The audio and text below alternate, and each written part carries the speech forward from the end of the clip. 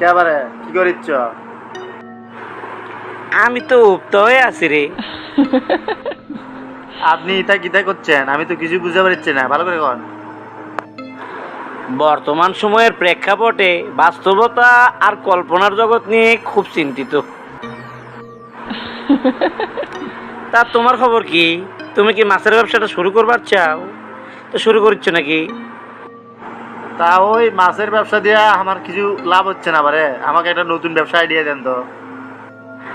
Idea তো পাতলু সাহেবের কাছ থেকে নিতে হয়। তো পাতলু সাহেবের একটা আইডিয়া আছে, সিঙ্গাম স্যারের যে ডাব আছে না, সে ডাবগুলো যখন পড়ে যায় তো না হাটে নিয়ে বিচলি পারো।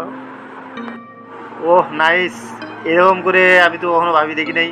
আচ্ছা বারে, তাহলে আমি এই কামই করবো না, তো কি কন? আমি আর তুমি যখন কার্টুন চরিত্রে ঢুকিয়ে গেছি, তে আমরা কার্টুন সাজি, তার ডাবগুলো নিয়ে আমরা কারণ বাজারে বেচতে পারি, তারপরে জৈনা বাজারে বেচতে পারি, এরপরে চোরের বাজারেও বেচতে পারি। বাংলাদেশ তো চোরেরই কারখানা।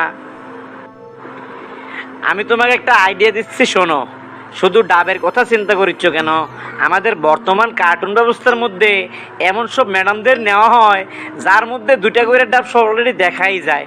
তো সে পরে ডাবের অ্যাডভারেজ চাকরি দিয়ে করিচ্ছেও, তাহলে তো আরও বেশি মজা হবে।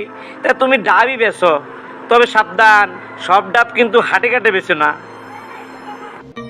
মানে মানে কি বুঝাবার চাচ্ছেন আমি তো ঠিক বুঝলাম না, আর একবার একটু ভাঙ্গে চুরে কন তো।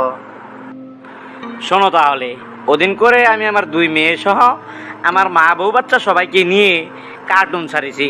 তো কার্টুনের মধ্যে একটা মাকে দেখতে পাইলাম, তো সে মায়ের গায়ে তো কাপড়ই নেই। তো কার্টুন দেখিও যদি আমাদের এইরকম অবস্থা হয়, তাহলে আমরা কি করব বলেন তো দেখি।